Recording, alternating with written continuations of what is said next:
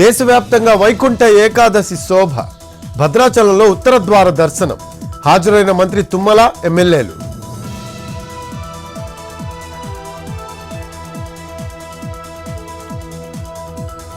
ఒంటిమిట్ట కోదండరామస్వామి ఆలయానికి పోటెత్తిన భక్తులు. వైకుంఠ ఏకాదశికి అన్ని ఏర్పాట్లు చేసిన టీటీడీ.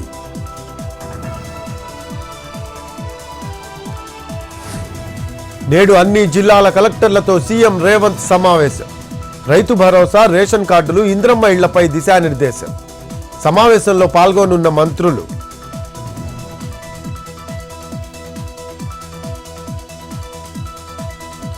భూభారతికి గవర్నర్ జిష్ణుదేవ్ వర్మ ఆమోదం. త్వరలోనే అందుబాటులోకి రానున్న చట్టం.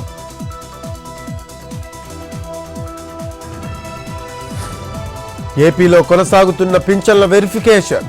దివ్యాంగుల సర్టిఫికెట్లు తనిఖీ చేస్తున్న అధికారులు. అనర్హులను గుర్తించే పనిలో ప్రభుత్వం.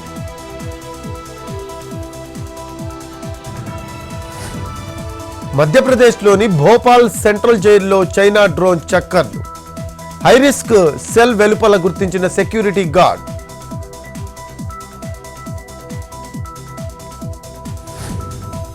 ఫిబ్రవరి 24-25న దేశవ్యాప్త సమ్మె.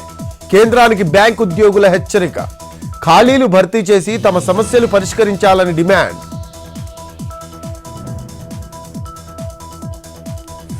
స్వలింగ సంపర్కుల వివాహాల చట్టబద్ధతపై సమీక్షకు నిరాకరణ. 2023 అక్టోబర్లో ఇచ్చిన తీర్పులో తప్పులు లేవన్న సుప్రీంకోర్టు.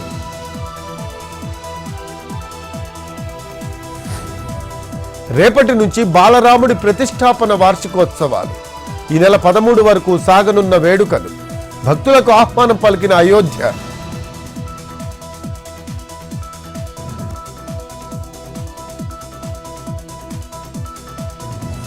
కశ్మీర్ను కప్పేసిన మంచు దుప్పటి.